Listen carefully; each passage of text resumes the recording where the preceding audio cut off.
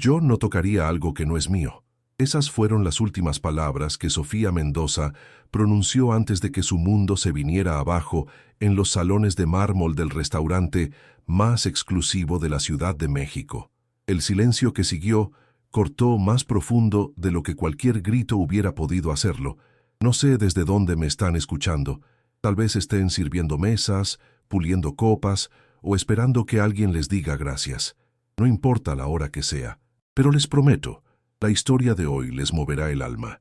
El viento de diciembre aullaba a través de los cañones de la zona financiera de la CDMX, haciendo vibrar los ventanales de piso a techo de Le Carré Noir, donde candelabros de cristal proyectaban sombras danzantes sobre inmaculados manteles blancos.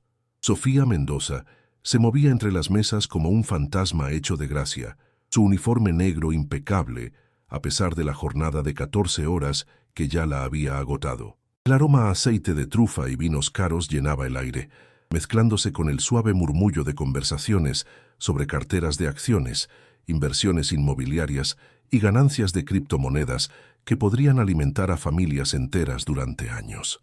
A sus 32 años, Sofía se conducía con la tranquila dignidad de alguien que aprendió pronto que sobrevivir significaba volverse invisible. Su cabello oscuro estaba recogido en un chongo perfecto, ni un solo cabello fuera de lugar, y su sonrisa nunca flaqueaba, aun cuando sus pies clamaban protesta contra el pulido piso de madera. Había dominado el arte de estar presente sin ser vista, de anticipar necesidades antes de que se expresaran, de servir a multimillonarios que discutían sus últimas inversiones en Bitcoin mientras ella calculaba si podría pagar tanto el súper como el medicamento para el corazón de su abuela, doña Elena.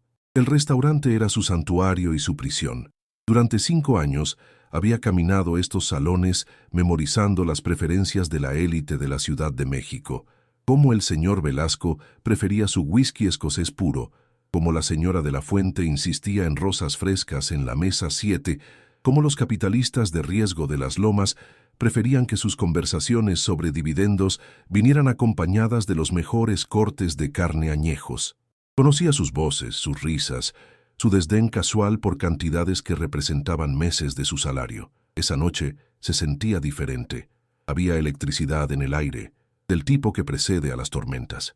Sofía lo sintió en la forma en que los otros meseros evitaban el contacto visual, en cómo el personal de cocina susurraba en las esquinas, en la tensión que parecía envolver el comedor como la neblina invernal rodando sobre el Valle de México. Ella ajustó el pequeño relicario de plata en su cuello, el último regalo de su abuela, y continuó sus rondas, sin darse cuenta de que su tranquila e invisible existencia estaba a punto de ser destrozada por acusaciones que resonarían en cada rincón de su vida cuidadosamente construida.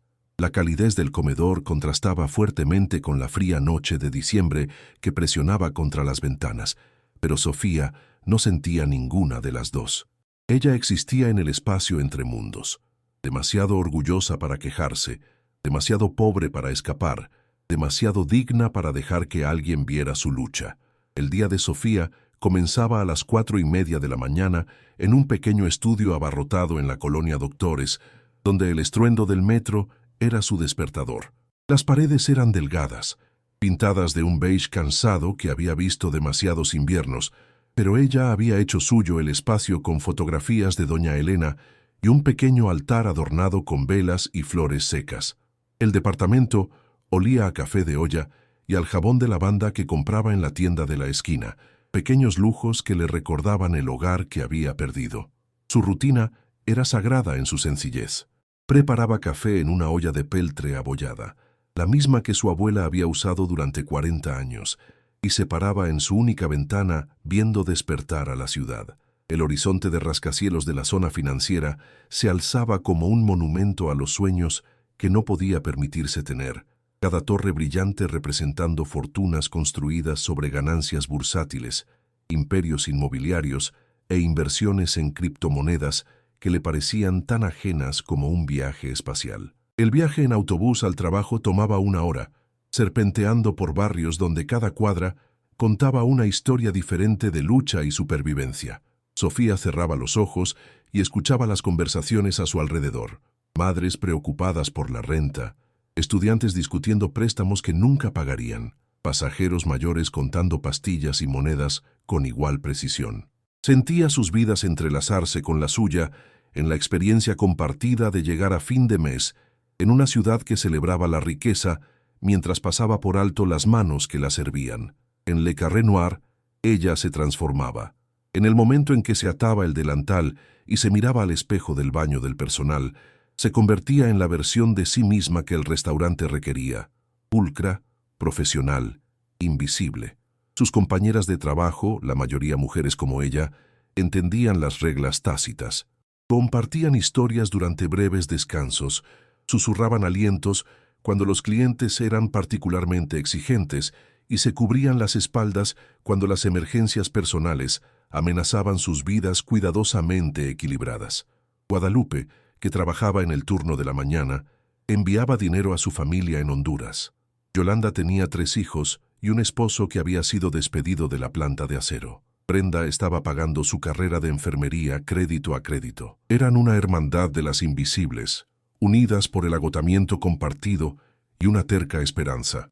Sofía atesoraba los momentos de bondad inesperada, cuando la señora Chen preguntaba por la salud de su abuela, cuando el joven empresario de la compañía tecnológica dejaba una propina generosa con una nota de agradecimiento, cuando el gerente del restaurante les permitía llevarse a casa el pan sobrante al final de la noche.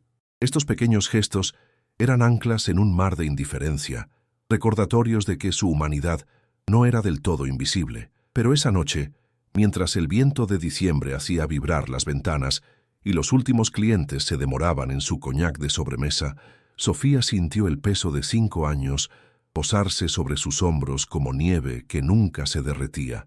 La humillación comenzó con un susurro, como la mayoría de las crueldades.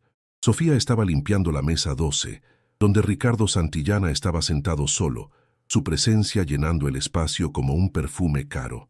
Su traje Armani estaba perfectamente cortado, su reloj de platino atrapando la luz mientras hacía un gesto impaciente a su teléfono. La revista Forbes junto a su plato estaba abierta a un artículo sobre multimillonarios de criptomonedas, y Sofía no pudo evitar notar la forma casual en que firmaba lo que parecían documentos de inversión por más dinero del que ella vería en toda una vida.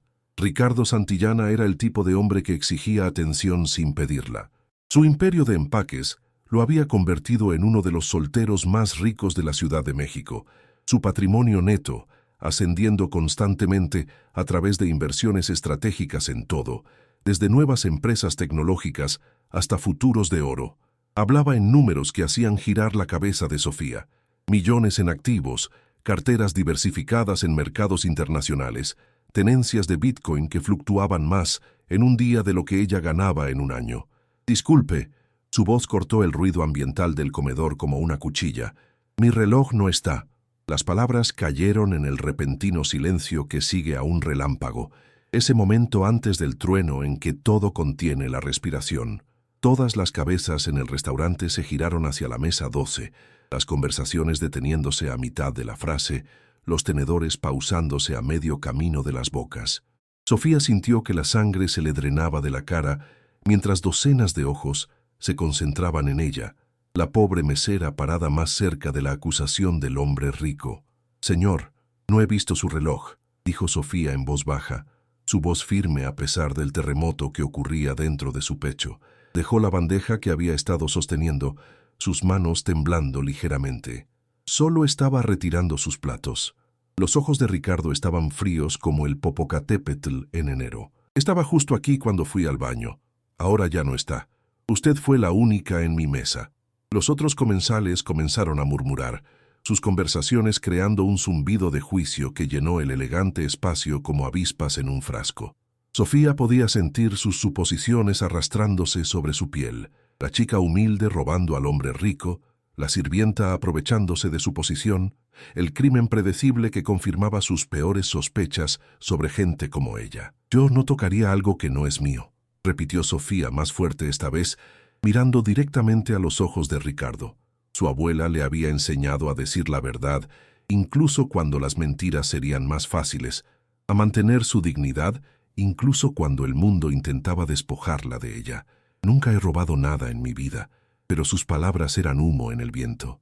Ricardo ya había tomado una decisión, y la estructura de poder del restaurante, la ciudad, el mundo entero, parecía doblegarse a su voluntad.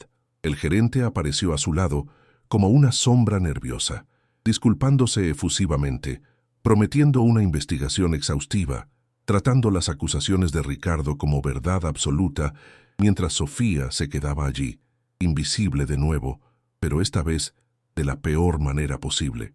Las otras meseras observaban desde una distancia segura, sus expresiones mezclando simpatía con alivio de no ser ellas las sospechosas. Los clientes volvieron a sus comidas con una conversación renovada, el drama añadiendo sabor a sus cenas caras, y Sofía se quedó en el centro de todo, su dignidad intacta pero su mundo desmoronándose, sabiendo que la verdad y la justicia eran lujos que no podía permitirse. El reloj fue encontrado 20 minutos después, escondido detrás de la copa de vino de Ricardo, donde aparentemente se había deslizado durante el servicio de la noche. Pero el daño estaba hecho, la acusación colgando en el aire como humo que no se disiparía. Ricardo apenas miró a Sofía cuando se anunció el descubrimiento, sin ofrecer disculpas, sin reconocer su inocencia, sin reconocer la humillación que había causado. El punto de quiebre llegó con el sol de la mañana, frío e indiferente, mientras proyectaba largas sombras sobre las calles, despertando de la Ciudad de México. Sofía estaba en la oficina del gerente del restaurante, todavía con el uniforme de ayer, apenas habiendo dormido después de pasar la noche, reviviendo cada momento de su humillación. La oficina olía a café rancio y sueños rotos, sus paredes revestidas de certificados y premios que parecían burlarse de su presencia. «Lo siento, Sofía», dijo el gerente sin mirarla a los ojos. Su voz cargaba el peso de una decisión ya tomada, entregada con la fría eficiencia de una transacción comercial. «El señor Santillana es uno de nuestros clientes más importantes. Su grupo de inversión trae ingresos significativos al restaurante. No podemos permitirnos tener complicaciones». Las palabras la golpearon como un impacto físico. 5 años de servicio perfecto, incontables turnos dobles, días festivos perdidos con la familia, pies que dolían por estar de pie en pisos de mármol, todo borrado por la falsa acusación y el orgullo herido de un solo hombre. Sofía sintió que algo precioso se rompía dentro de su pecho, un sonido como de cristal que nadie más podía escuchar. «Pero el reloj fue encontrado», dijo en voz baja, su voz apenas un susurro. «Se demostró mi inocencia». El gerente barajó papeles en su escritorio, números y márgenes de ganancia, compañeros más cómodos que las consecuencias humanas de su decisión. «La percepción importa más que la realidad, Sofía.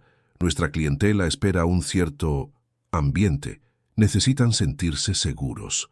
Seguros». La palabra tenía un sabor amargo en su boca. Seguros en sus suposiciones, seguros en sus prejuicios, seguros en un mundo donde la gente como ella era desechable. Sofía pensó en todos los secretos que había guardado, las conversaciones de información privilegiada que había escuchado, los esquemas de evasión de impuestos discutidos durante el postre, la manipulación de criptomonedas que había hecho ricos a algunos de estos individuos, mientras otros perdían los ahorros de toda su vida. Pero nada de eso importaba ahora. Se desató el delantal con manos temblorosas, la tela negra que había sido su uniforme, su identidad, su fuente de supervivencia durante 5 años. El movimiento se sintió ceremonial, como una bandera siendo arriada o un soldado entregando las armas. El restaurante había sido su campo de batalla, y ella se estaba rindiendo no porque estuviera derrotada, sino porque la guerra estaba amañada desde el principio. «¿Mi último cheque?», preguntó, doblando el delantal con el mismo cuidado que le había dado a todo lo demás en su trabajo. «Se le enviará por correo», fue la respuesta, como si incluso esa pequeña cortesía fuera demasiado problema. Sofía caminó por el comedor una última vez, pasando junto a las mesas que había limpiado miles de veces, pasando junto a las sillas donde había servido café a personas que nunca aprendieron su nombre. La luz de la mañana que se filtraba por las ventanas parecía diferente ahora, exponiendo el frío mármol y las superficies relucientes como las piezas de escenario teatral que siempre habían sido. Sus compañeras de trabajo observaban desde las puertas y detrás de las estaciones de servicio, sus ojos llenos de simpatía, y el terrible conocimiento de que todas estaban a solo una acusación del mismo destino. En la salida de empleados, Sofía se detuvo y tocó el pequeño relicario de plata en su cuello, sintiendo la presencia de su abuela en el metal frío. Doña Elena había sido costurera, otra mujer invisible que se había desvivido por personas que solo la veían como un servicio, pero le había enseñado a Sofía que la dignidad no era algo que se pudiera arrebatar, era algo que se llevaba dentro, como una llama que arde incluso en el viento más frío. El silencio que siguió a la partida de Sofía se posó sobre Le Carré Noir como polvo sobre muebles abandonados. El restaurante continuó operando con precisión mecánica. Se tomaban pedidos, se servían comidas, se procesaban pagos, pero algo esencial se había perdido, como a una canción a la que le falta su nota clave. Las otras meseras se movían con más cuidado ahora, sus conversaciones silenciadas, sus sonrisas forzadas. A Guadalupe le temblaban ligeramente las manos mientras servía vino, recordando sus propios momentos difíciles con clientes exigentes. Yolanda se encontró revisando cada detalle 2 veces, aterrorizada de cometer el más mínimo error que pudiera costarle el trabajo del que dependían sus hijos. Brenda trabajó sus turnos en un silencio virtual, ya sin compartir historias ni sueños de la escuela de enfermería. El futuro sintiéndose de repente más frágil que el cristal. Los clientes no notaron nada. Llegaron en sus autos caros, discutieron sus carteras de inversión durante los aperitivos y dejaron propinas generosas que se sentían más como conciencias culpables que como aprecio genuino.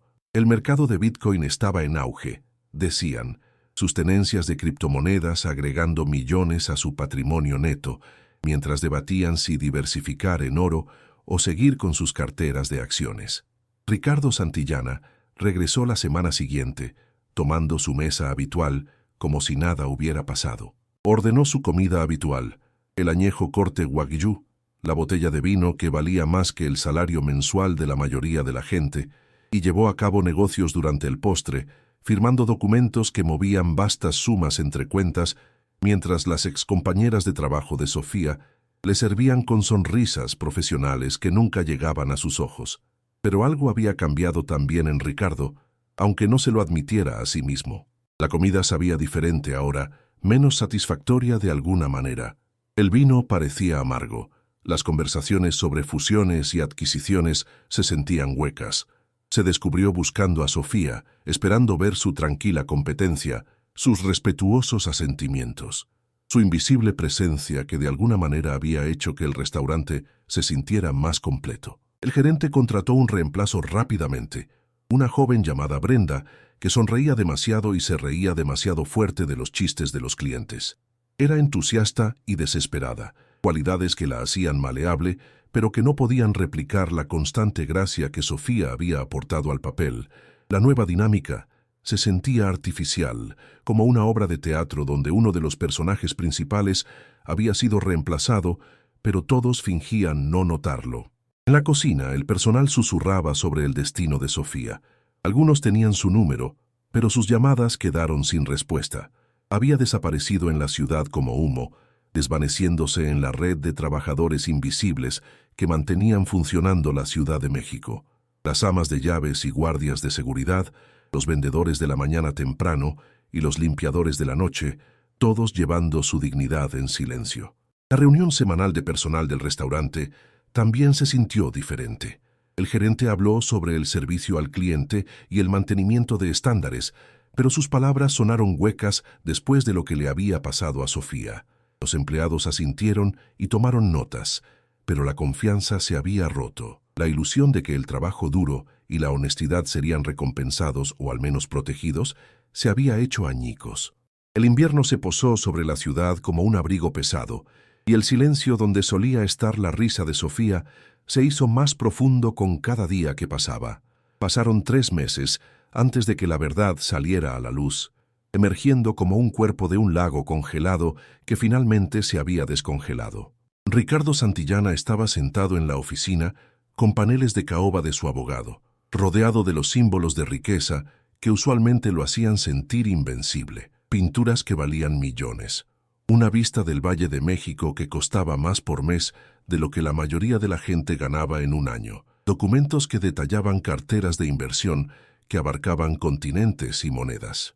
El licenciado Jaime Cisneros, abogado y amigo más antiguo de Ricardo, había solicitado la reunión con una urgencia inusual.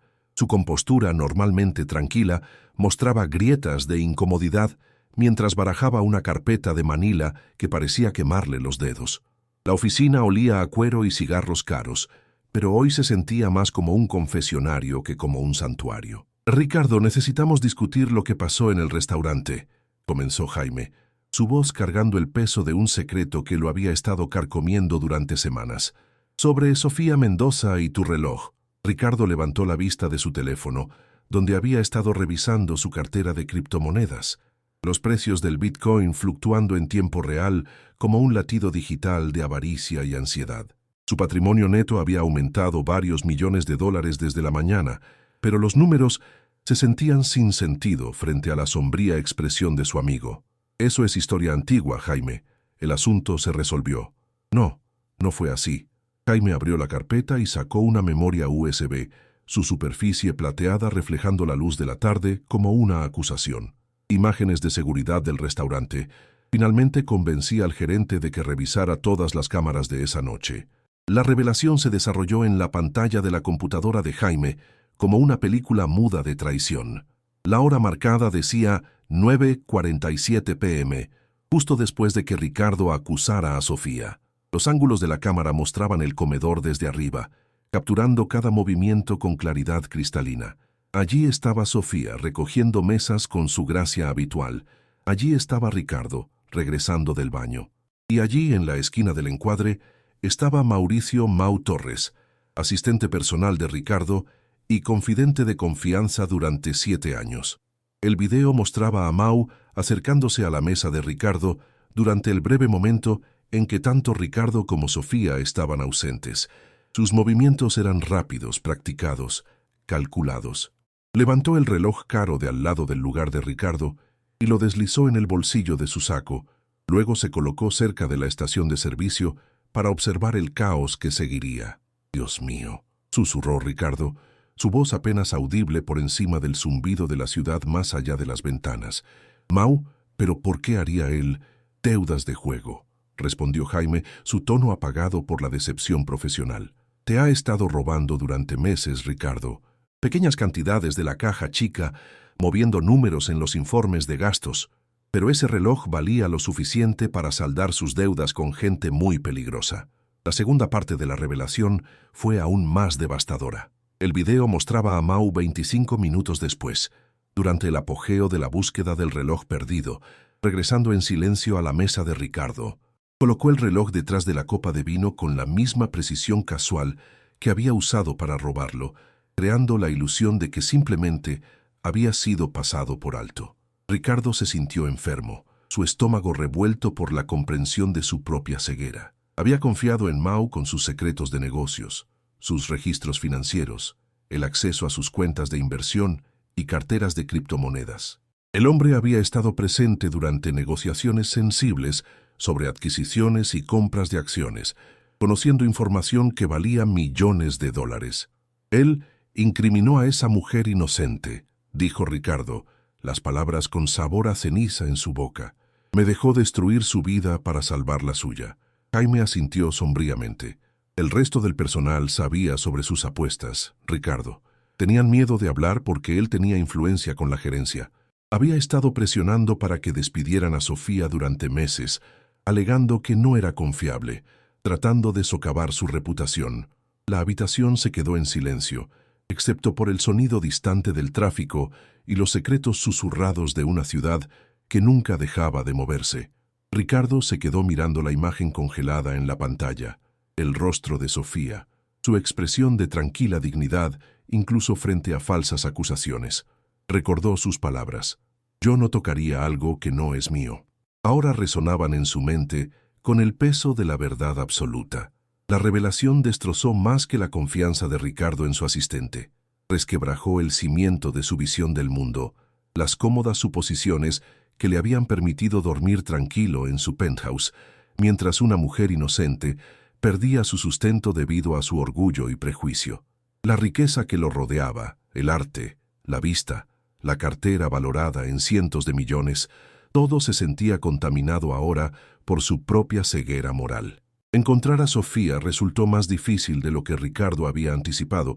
Su riqueza y conexiones sorprendentemente inútiles para localizar a una mujer que se había desvanecido en la fuerza laboral invisible de la Ciudad de México. Los investigadores privados, las búsquedas en redes sociales, incluso contratar a antiguos colegas para preguntar, no arrojaron nada. Sofía Mendoza había desaparecido tan completamente como si la ciudad se la hubiera tragado. Fue una noche nevada en marzo, cuando Ricardo finalmente la vio a través de los ventanales, cubiertos de escarcha de un pequeño café en la colonia Doctores, a kilómetros de las brillantes torres de la zona financiera. El Café Corazón era todo lo que Le Carré Noir no era, abarrotado, ruidoso, lleno del aroma terroso del café tostado y la cálida charla de familias trabajadoras. Luces navideñas colgadas a lo largo de las paredes proyectaban un brillo dorado sobre mesas y sillas desiguales que habían visto mejores décadas. Sofía estaba detrás del mostrador, su cabello todavía recogido en el mismo chongo cuidadoso, sus movimientos aún con esa gracia inconsciente que le había llamado la atención meses atrás. Pero algo era diferente. Su sonrisa parecía más genuina ahora, llegando a sus ojos cuando reía con los clientes que la llamaban por su nombre. Llevaba un simple delantal blanco sobre jeans y un suéter, trabajando para personas que la veían como una persona en lugar de un servicio. Ricardo se sentó en su coche durante una hora, mirando a través de las ventanas, tratando de reunir un coraje que nunca había necesitado en salas de juntas o negociaciones de fusión. Su riqueza se sentía como una armadura que se había vuelto demasiado pesada de llevar, aislándolo del mundo que había dañado. Dentro de ese modesto café, Sofía se movía entre las mesas con la misma dignidad que había mostrado en el restaurante, pero aquí no era invisible, era celebrada, apreciada, de vuelta con una calidez genuina por clientes que entendían el valor del trabajo honesto. Cuando finalmente entró al café, el aire cálido lo golpeó como un abrazo físico.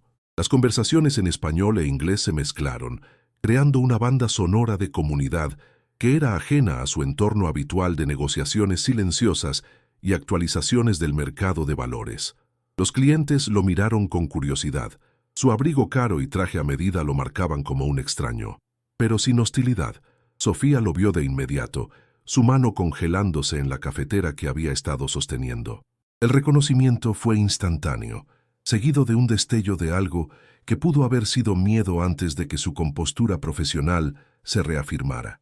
Terminó de servir a su cliente, le susurró algo a la mujer que trabajaba a su lado y se acercó a su mesa con la misma fuerza tranquila que había mostrado esa terrible noche meses atrás.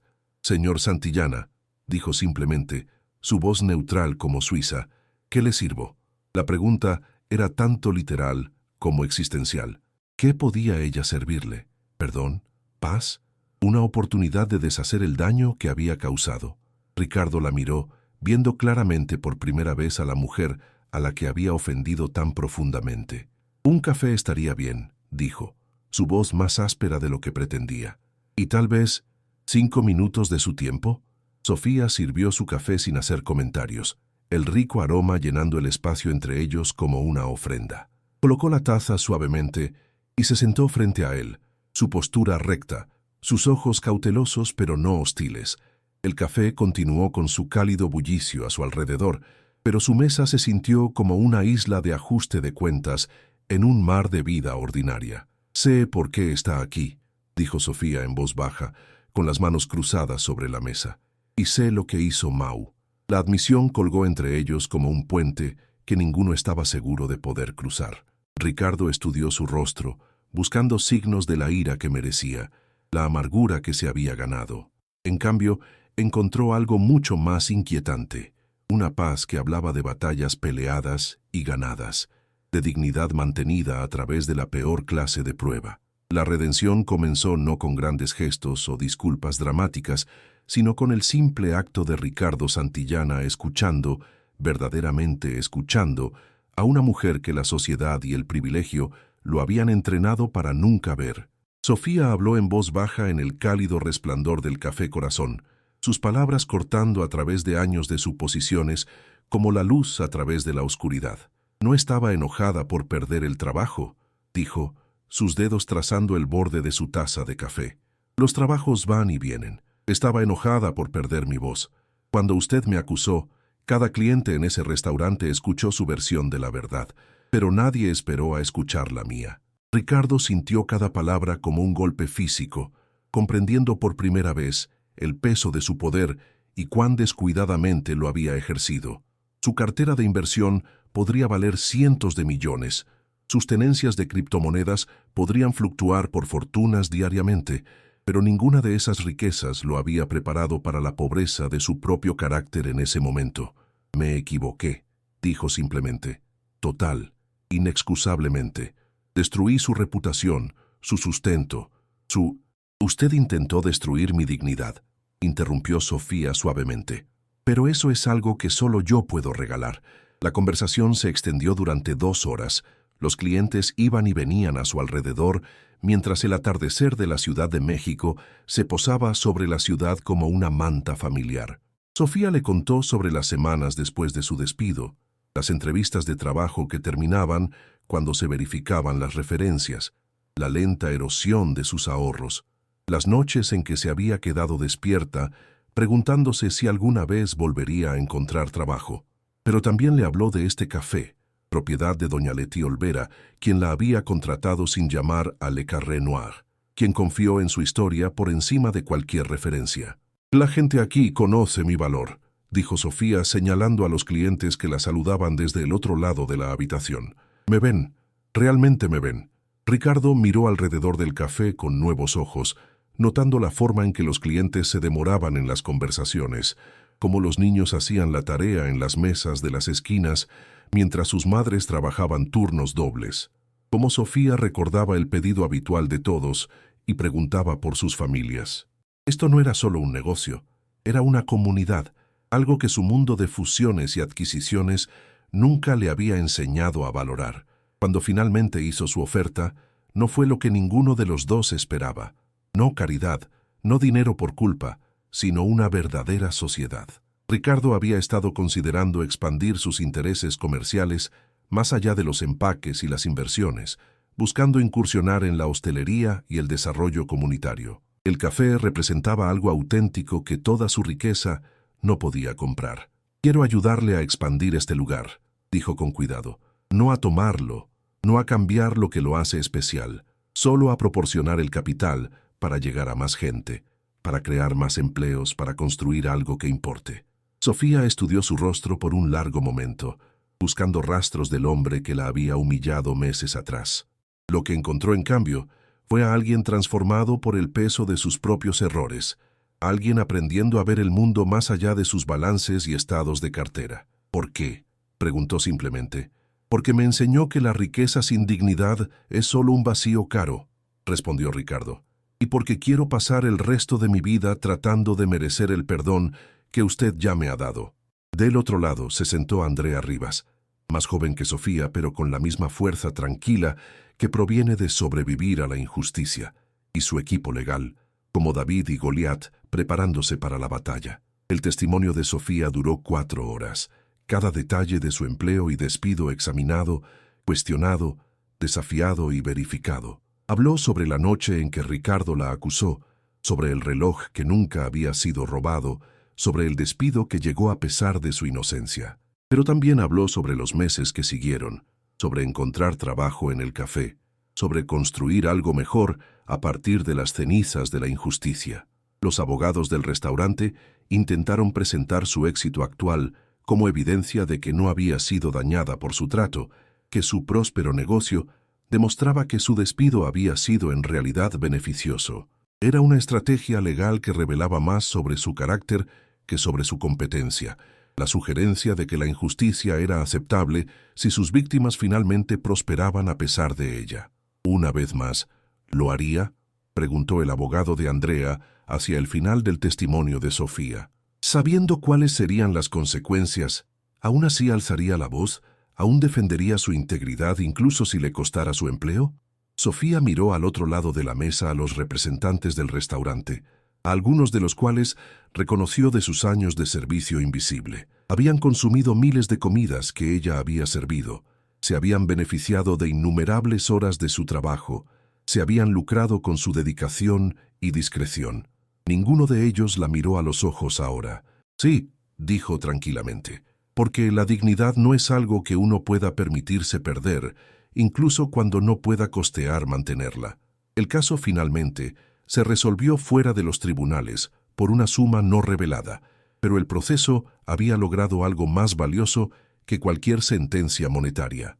Le Carré Noir implementó discretamente nuevas políticas para manejar quejas de clientes contra empleados, exigiendo la revisión de las imágenes de seguridad antes de cualquier decisión de despido, estableciendo un proceso de apelación para reclamos de despido injustificado.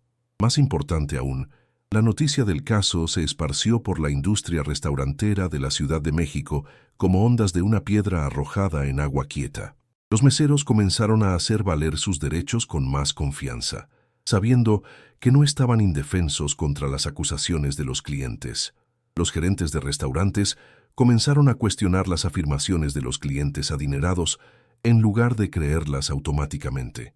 La cultura de que el cliente siempre tiene la razón comenzó a evolucionar hacia algo más matizado y justo, pero la victoria se sintió agridulce para Sofía, justicia tardía e incompleta. ¿Cuántas otras mujeres habían sufrido en silencio durante los años entre su despido y la demanda de Andrea? ¿Cuántos meseros silenciosos habían sido sacrificados al orgullo herido de clientes ricos mientras ella construía su nueva vida? Estas preguntas la atormentaron mientras el otoño se convertía en invierno, mientras los cafés Corazón adaptaban su programa Puerta Abierta para servir sopa caliente y ropa de abrigo junto con dignidad y empleo. El éxito que habían construido se sentía frágil frente a una injusticia de tan gran escala. Su pequeña comunidad de justicia, una isla en un océano de desigualdad sistémica. Fue durante este período de complejidad moral que Sofía recibió una visita inesperada. Guadalupe, su ex colega de Le Carré Noir, la mujer que había enviado dinero a su familia en Honduras y se preocupaba por pagar la hipoteca mientras servía vino que costaba más que su salario mensual. Guadalupe parecía mayor, desgastada por años de trabajo en la industria de servicios que exigía todo y ofrecía poca seguridad a cambio. Había oído hablar del éxito de Sofía a través de amigos mutuos, sobre los cafés y la sociedad con Ricardo y la transformación de acusada de ladrona a líder comunitaria celebrada. «Estoy orgullosa de ti», dijo Guadalupe, aceptando el café que Sofía había servido con manos que aún temblaban ligeramente por viejos hábitos de nerviosa servidumbre. «Lograste salir. Ganaste». «Todas deberíamos haber ganado», respondió Sofía. «El sistema estaba roto para todas nosotras». Guadalupe se rió, pero no era un sonido de alegría. «El sistema sigue roto. Julieta, ¿te acuerdas de Julieta, la que te reemplazó? La despidieron el mes pasado. Un cliente dijo que fue grosera, se quejó con la gerencia. Sin investigación, sin apelación, simplemente se fue». La noticia golpeó a Sofía como un impacto físico, prueba de que su victoria había sido personal en lugar de sistemática, que cambiar su propia vida no había cambiado los patrones más amplios de abuso y desecho que regían el trabajo de servicio. Julieta había sido entusiasta y desesperada, cualidades que la hacían vulnerable exactamente al tipo de trato que Sofía había sufrido. Esa noche, Sofía llamó a Ricardo con una idea que se había estado gestando en su mente durante meses, cristalizada por la visita de Guadalupe y la historia de Julieta. Si no podían cambiar toda la industria restaurantera de la noche a la mañana, al menos podían crear un modelo que otros pudieran seguir, una demostración de que las ganancias y los principios podían coexistir. «¿Qué tal si abrimos un lugar en la zona financiera?», dijo. «No otro local Corazón, algo diferente. Un restaurante que compita directamente con lugares como Le Carré Noir, pero que opere con valores diferentes». Ricardo se quedó en silencio por un largo momento, calculando costos y riesgos y resultados probables. «Ese mercado es implacable», dijo finalmente. «Esos clientes esperan un cierto nivel de servicio, un tipo de ambiente particular. No están interesados en nuestro enfoque de construcción comunitaria. Entonces les daremos un servicio que nunca antes han experimentado, respondió Sofía. Servicio real, no servidumbre. Dignidad en lugar de invisibilidad. Excelencia sin explotación. La idea creció durante las semanas siguientes, bocetos y planes de negocios extendiéndose sobre las mesas del café como mapas de un nuevo mundo que estaban tratando de construir. No un café comunitario esta vez, sino un establecimiento de alta cocina que competiría en calidad mientras se negaba a comprometer los valores. Pagarían salarios por encima del mercado, proporcionarían beneficios completos, crearían oportunidades de ascenso y, lo más importante, establecerían políticas que protegieran la dignidad del personal mientras mantenían la satisfacción del cliente. Encontrar la ubicación correcta tomó meses. Los bienes raíces de la zona financiera de la CDMX eran caros, especialmente para el tipo de dirección de prestigio que señalaría a la clientela de Le Carré Noir que este no era un proyecto de caridad bien intencionado, sino un competidor serio. Finalmente, encontraron espacio en un edificio Art Deco restaurado en la avenida Masaryk, con techos altos y detalles elegantes que susurraban a la antigua riqueza mientras acomodaban nuevos valores.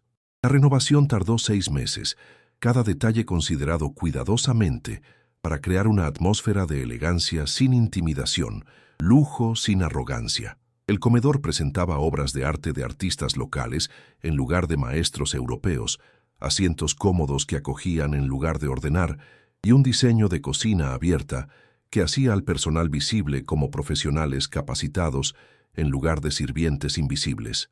Capacitar al personal requirió desaprender décadas de prácticas de la industria.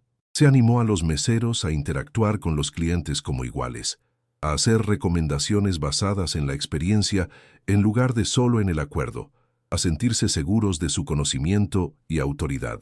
La cocina operaba bajo principios de cooperación en lugar de jerarquía, con el chef Daniel Rivas, otro refugiado de la brutalidad tradicional de la alta cocina, creando un ambiente donde la creatividad florecía junto con el respeto. Lo más radical fue la política de errores. Cualquier error, desde un vino mal servido hasta un plato incorrectamente preparado, sería manejado por la gerencia en lugar de culpar a los miembros individuales del personal.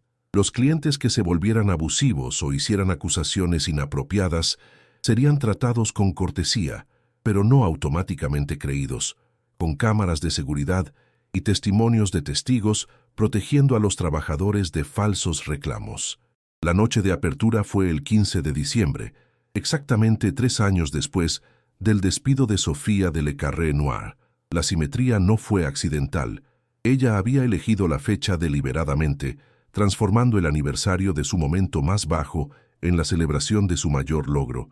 Ricardo vistió un traje negro sencillo en lugar de su habitual armadura de diseñador, ahora más cómodo en su papel de socio que de mecenas. Sofía se movió por el comedor con un vestido elegante en lugar de un uniforme de sirvienta, saludando a los clientes como iguales, su dignidad finalmente visible para todos los que importaban. El restaurante que habían creado juntos desafiaba una fácil categorización. Vida Nueva ofrecía una cocina que rivalizaba con los establecimientos más caros de la ciudad, mientras mantenía precios que las familias trabajadoras podían ocasionalmente permitirse. La carta de vinos presentaba selecciones de viticultores inmigrantes y viñedos familiares, junto con etiquetas de prestigio tradicionales. El ambiente era sofisticado sin ser acartonado, elegante sin ser exclusivo, pero lo que realmente diferenciaba a Vida Nueva era más difícil de cuantificar, una energía que provenía del personal, que se sentía valorado y apoyado, una calidez que irradiaba de personas que trabajaban con dignidad en lugar de desesperación. Los clientes notaron de inmediato que los meseros parecían más seguros, más informados, más genuinamente comprometidos. La comida era excepcional, pero la experiencia era transformadora. La noticia se esparció rápidamente por la escena gastronómica de la Ciudad de México. Los críticos gastronómicos que vinieron esperando encontrar fallas en el experimento social, en su lugar, descubrieron cocina innovadora preparada por chefs apasionados, servicio informado entregado por profesionales orgullosos y una atmósfera que elevaba a todos los que tocaba. En meses, las reservaciones se agotaron con semanas de anticipación y otros restaurantes comenzaron a preguntar discretamente sobre las prácticas laborales de Vida Nueva. La ironía del éxito fue que atrajo exactamente al tipo de clientes a los que Sofía había servido una vez de manera invisible en Le Carré Noir. Ejecutivos adinerados trajeron clientes a Vida Nueva. Multimillonarios de criptomonedas celebraron negocios con vinos caros. Banqueros de inversión discutieron carteras mientras consumían entradas elegantemente emplatadas. Pero ahora estas conversaciones ocurrían en un ambiente donde la dignidad del personal estaba protegida, donde las acusaciones falsas serían investigadas en lugar de creídas, donde las demandas de un solo cliente no podían destruir el sustento de alguien. Ricardo Santillana todavía comía en Vida Nueva regularmente, tomando su mesa habitual cerca de las ventanas que daban a la avenida Masaryk. Pero ahora era solo otro cliente. Su riqueza e influencia ya no le daban el poder de dañar vidas con acusaciones descuidadas. El reloj que usaba ahora era simple, funcional, elegido por la confiabilidad en lugar del estatus. Había aprendido que el verdadero lujo no se trataba de lo que poseías, sino de cómo tratabas a las personas que hacían posible tu vida. Sofía se movía entre ambos mundos ahora, los cafés Corazón arraigados en la comunidad y la sofisticada elegancia de Vida Nueva, entendiendo que el cambio social requería múltiples enfoques, diferentes herramientas para diferentes desafíos. Los cafés servían a los barrios que necesitaban lugares de reunión y oportunidades económicas. El restaurante competía en mercados que necesitaban ejemplos de cómo la excelencia y la ética podían coexistir. Pero quizás el momento más significativo llegó 6 meses después de la apertura, cuando Julieta, la exmesera de Le Carré Noir, que había sido despedida después de la partida de Sofía, entró en Vida Nueva buscando trabajo. Su solicitud fue procesada como cualquier otra, su experiencia evaluada por sus méritos, en lugar de su historia de falsas acusaciones y despidos injustos. Julieta se convirtió en una de las mejores meseras de Vida Nueva, su entusiasmo atemperado por la seguridad de saber que trabajaba en un ambiente que la protegería en lugar de sacrificarla si surgían problemas. Ella encarnó la misión del restaurante en términos humanos, prueba de que las personas florecían cuando eran tratadas con dignidad, que la excelencia surgía cuando el miedo era reemplazado por el apoyo. El éxito de ambas empresas atrajo la atención nacional, escuelas de negocios escribiendo casos de estudio sobre su modelo, consultores de gestión tratando de cuantificar su enfoque de las relaciones con los empleados. Sofía y Ricardo fueron invitados a hablar en conferencias sobre hostelería, desarrollo comunitario y la intersección de ganancias y propósito. Pero se mantuvieron arraigados en el trabajo diario de administrar negocios que servían comida y construían comunidad, entendiendo que su mejor defensa era simplemente hacer bien el trabajo. La Nochebuena encontró a Sofía en el Café Corazón original, sirviendo sopa caliente y conversación cálida a clientes que se habían convertido en amigos, vecinos que se habían convertido en familia. La nieve caía suavemente fuera de las ventanas, cubriendo la Ciudad de México con esa paz temporal que hace que incluso la ciudad más dura parezca amable. Don Antonio se sentó en su mesa habitual de la esquina, ya no sin hogar gracias a las conexiones hechas a través del programa Puerta Abierta, ahora como voluntario para ayudar a otros a navegar la misma transición que él había logrado con éxito. Ricardo se unió a ella cuando se acercaba la hora de cerrar, arremangándose para ayudar con la limpieza final, un ritual que se había vuelto sagrado para ambos. Trabajaron en un silencio cómodo, limpiando mesas y apilando sillas, apagando luces y cerrando puertas, socios tanto en propósito como en negocios. ¿Alguna vez piensas en esa noche?, preguntó Ricardo mientras estaban parados en la acera, su aliento visible en el aire frío, las luces de la ciudad reflejándose en la nieve fresca como diamantes dispersos. Todos los días, respondió Sofía, pero no de la forma en que solía hacerlo, ya no duele. Me enseñó quién soy realmente. Se separaron en la esquina donde sus caminos a casa divergían, Ricardo a su penthouse en la zona financiera que había rediseñado como un hogar cómodo en lugar de un símbolo de estatus, Sofía a un apartamento en el mismo barrio que el café original, más grande ahora y lleno de luz pero aún anclado en la comunidad que la había acogido cuando la riqueza y el poder la habían echado. Mientras Sofía caminaba por las calles familiares, Pasaba por otros restaurantes, otros cafés, otros lugares donde manos invisibles servían a clientes visibles. En ventanas iluminadas contra la noche invernal, vio meseros moviéndose con la gracia cuidadosa que ella reconoció, anfitriones saludando a los clientes con sonrisas que podían o no llegar a sus ojos, bartenders puliendo copas mientras escuchaban conversaciones sobre precios de acciones y valores de Bitcoin que representaban más dinero del que ganarían en años. Algunos de esos trabajadores encontrarían sus voces, como ella lo había hecho. Otros continuarían sirviendo en silencio, su dignidad intacta incluso si no reconocida. Pero ahora había al menos algunos lugares en la Ciudad de México donde la dignidad era visible, donde la excelencia no requería explotación, donde el servicio venía con respeto. La nieve continuó cayendo, cubriendo la ciudad como gracia, y Sofía Mendoza caminó a casa por calles que había ayudado a hacer un poco más justas, llevando en su corazón la tranquila satisfacción del trabajo bien hecho y los errores que se rectificaban lentamente. Detrás de ella, las luces de vida nueva brillaban contra el cielo nocturno, un faro de posibilidad en un mundo que estaba aprendiendo, lenta pero seguramente, a ver a la gente que lo sirve. El relicario de su abuela captó la luz de la calle mientras caminaba, la superficie de plata reflejando el resplandor de la ciudad como una pequeña estrella contra la oscuridad. El espíritu de doña Elena vivía en cada taza de café servida con dignidad, cada empleo creado con justicia, cada vida tocada por el simple acto revolucionario de tratar a los trabajadores de servicio como seres humanos, dignos de respeto. Las campanas de una iglesia distante sonaron la medianoche, la mañana de Navidad llegando con la suave persistencia de la nieve y la brillante promesa de nuevos comienzos.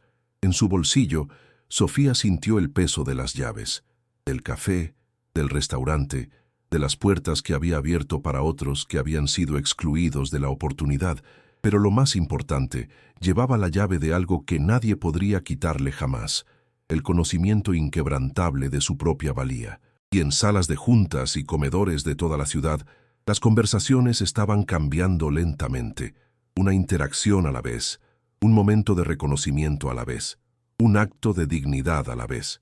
Porque a veces la revolución no viene con grandes gestos o discursos dramáticos, sino con la tranquila insistencia en que toda persona merece ser vista, escuchada y valorada, ya sea que estés sirviendo tu café o cambiando tu mundo. ¿Y tú, alguna vez has servido con el corazón y has sido ignorado? ¿Alguna vez te has quedado en silencio mientras alguien más se atribuía el mérito de tu trabajo o te culpaba por sus errores? Cuéntame tu historia en los comentarios. Si esta historia tocó tu alma, deja un like y suscríbete para que llegue a otra mujer que también merece ser vista, a otra persona que necesita saber que la dignidad no se puede quitar, solo renunciar a ella. El viaje de Sofía de la invisibilidad al reconocimiento no se trataba solo de una mujer encontrando justicia, se trataba de que todos aprendiéramos a ver la humanidad en cada persona que nos sirve, que limpia por nosotros, que hace posible nuestra vida diaria a través de su tranquila dedicación. Se trataba de comprender que la riqueza sin carácter es pobreza vestida con ropa cara, y que el verdadero éxito se mide no por lo que acumulamos, sino por lo que contribuimos. Su historia nos recuerda que las transformaciones más profundas a menudo comienzan con los actos más simples. Una falsa acusación que reveló la verdad, un trabajo perdido que condujo a un propósito encontrado, una confianza rota que creó una base inquebrantable. A veces, lo que parece un final es en realidad un comienzo, y lo que se siente como un fracaso es realmente el primer paso hacia algo maravilloso. Los efectos dominó del trabajo de Sofía y Ricardo continuaron extendiéndose mucho más allá de las fronteras de la Ciudad de México. Las escuelas de negocios incorporaron su modelo en casos de estudio sobre prácticas comerciales sostenibles. Otras ciudades comenzaron a implementar programas puerta abierta en centros comunitarios y restaurantes. Jóvenes emprendedores se pusieron en contacto con ellos para recibir orientación sobre la construcción de negocios que priorizaran a las personas junto con las ganancias. Pero quizás lo más significativo fue la tranquila transformación que ocurría en innumerables restaurantes y cafés de todo el país, donde los gerentes comenzaron a cuestionar las políticas de despido automático, donde los meseros se sintieron empoderados para defenderse de acusaciones falsas, donde los clientes comenzaron a reconocer la humanidad de las personas que les servían. Sofía a menudo recibía cartas de trabajadores de servicio que habían escuchado su historia, mujeres que habían encontrado el coraje para hablar cuando eran maltratadas, hombres que habían regresado a la escuela porque el programa Puerta Abierta les había dado esperanza, familias que habían descubierto dignidad en un trabajo que antes veían solo como supervivencia.